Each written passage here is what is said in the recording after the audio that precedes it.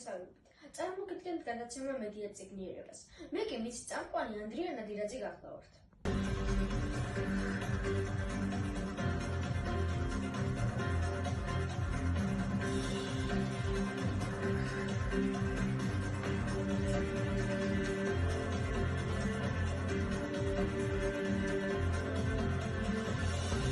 ჩვენი დღევანდელი გადაცემის თემაა უჩვეულო ფაქტები სირაქლემას შესახებ.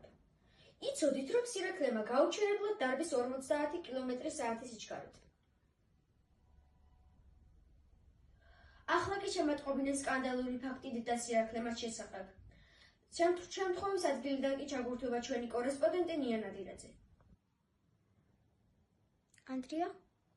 გისმენთ, ნია, ეთერში ხარ. ჩვენ ახლა გავესაუბრებით ბატონს, რომელიც მოგზაურობს სავანაში და სირაქლემების სკანდალურ ფაქტს შეესწრო. მოგესალმებით. გამართ. როგორც გავიგეთ, თქვენ შეესწრეთ ხომ ამ ფაქტს? დიახ. შეგიძლიათ ცოტა რამ მოგვითხრათ? დიახ. მე ერთი თვეა მოგზაურობ აფრიკულ სავანაში. რა 2 წუთის წინ მე დავინახე დედალი სირაქლემა, რომელიც თავის კვერცხებს თვალის შინებით უვლიდა. ვიფიქრე, ეს რა პასუხისმგებლიანია მეთქი, თუმცა ეს ასე არ აღმოჩნდა, რადგან მალევე ის წავიდა წყლის დასალევად მდინარესთან და თავისი შვილები ასე მიეტოვა.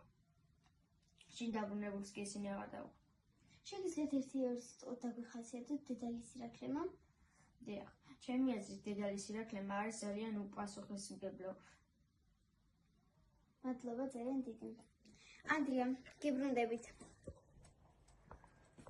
გასაოცარია, მაგრამ დედა სირაქლემა უპასუხისმგებლო აღმოჩნდა. გადაცემას ამ სამწუხარო ფაქტით ვასრულებთ. მე კი მომავალ 4 შაბათამდე გემშვიდობებით.